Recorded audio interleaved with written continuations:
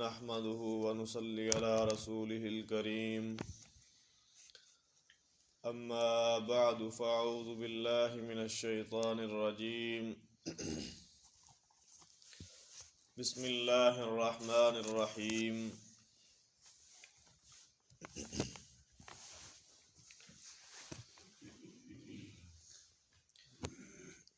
إن الذين يكتمون ما أنزلنا من البينات والهدى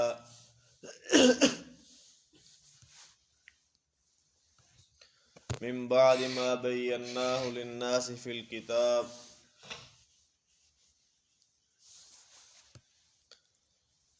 سورہ بقرہ ہے اور پہلے پارہ میں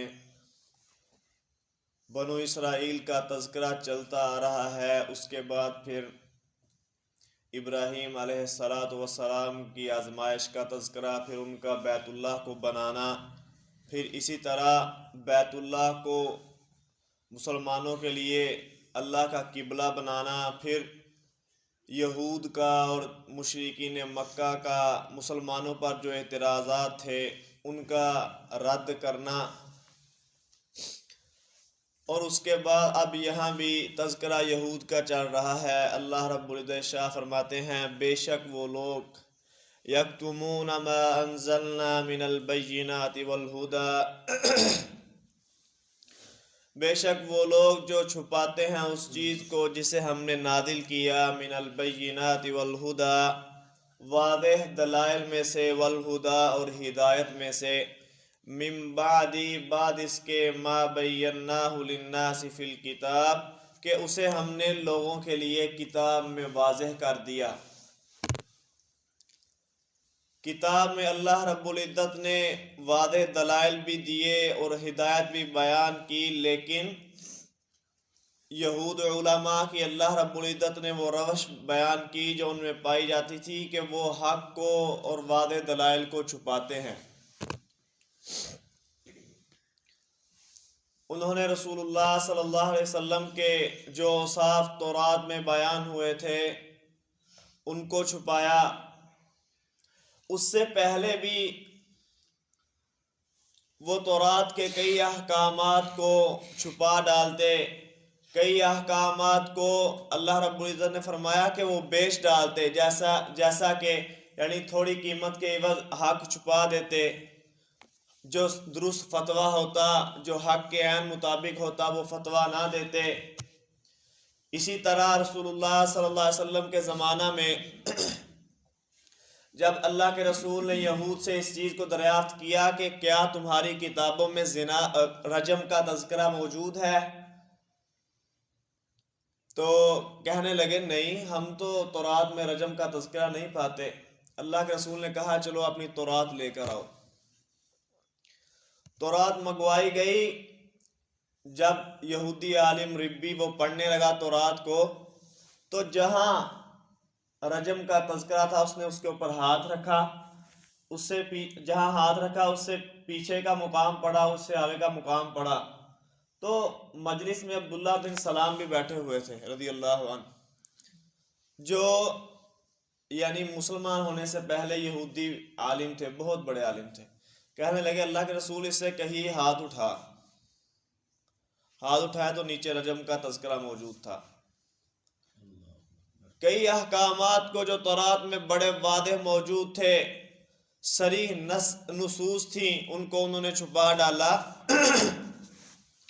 تو اللہ رب العزت ایسے لوگوں کا کیا انجام بیان کر رہے ہیں، فرمایا اولئک یلعنہم اللہ، یہی لوگ ہیں کہ ان پر اللہ لعنت کرتے ہیں، وَيَلْعَنُهُمُ اللَّاعِنُونَ، اور ان پر لعنت کرنے والے لعنت کرتے ہیں۔ اب اللہ کا لعنت کرنا کیا ہے؟ لعنت کا لغوی مفہوم ہے دور کرنا۔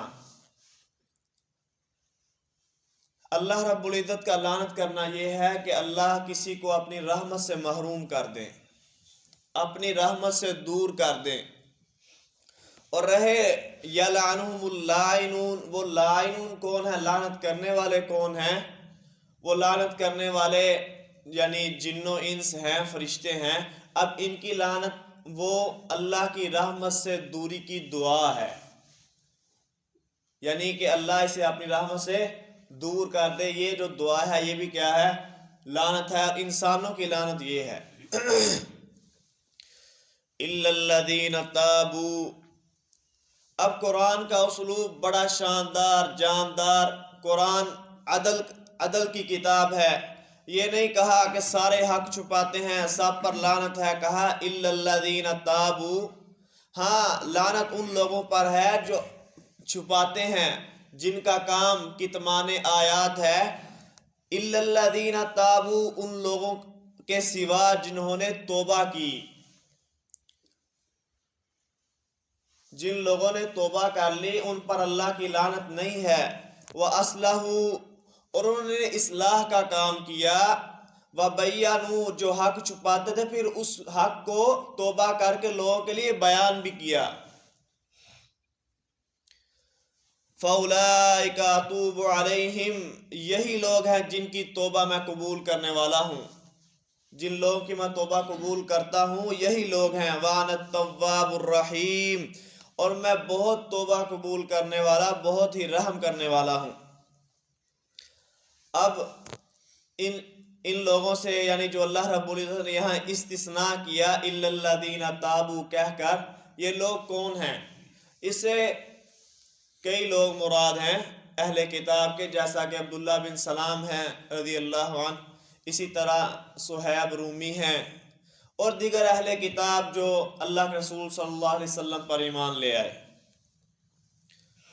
تو رہی بات یہ کہ لعنت کرنا کیا جائز ہے، علماء کا اس بات پر تو اتفاق ہے کہ کفار پر بغیر نام لیے یعنی بطور جماعت، کہ کفار ایک ملت ہے نا، کفار کے لیے بطور ملت بد دعا کرنا، ان پر لعنت بھیجنا جائز ہے. اسی طرح وہ کافر یعنی کسی کافر کا باقاعدہ نام لے کر یا مسلمان کا نام لے کر لعنت بھیجنا یہ جائز نہیں ہے.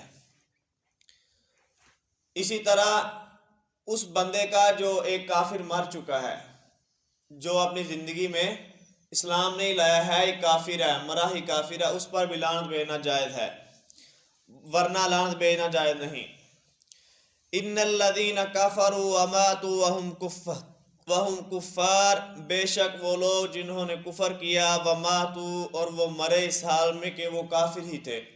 پہلے تو زندگی میں کفر کرتے رہے لیکن موت سے قبل بھی انہیں توبہ کی توفیق نہ ہوئی. اولئک علیہم لعنت اللہ، یہی لوگ ہیں جن پر اللہ کی لعنت ہے اور فرشتوں کی لعنت ہے اور تمام لوگوں کی لعنت ہے. آگے فرمایا خالدین فیہا، اس جہنم میں ہمیشہ ہمیشہ رہنے والے ہیں. لا یخفف عنہم العذاب ولا هم ینظرون، ان سے عذاب ہلکا نہیں کیا جائے گا اور نہ ہی یہ لوگ مہلت دیے جائیں گے. تو اللہ رب العزت سے دعا ہے اللہ رب العزت ہمیں لعنت والے کاموں سے بچنے کی توفیق عطا فرمائے اور رحمت والے اسباب ہمیں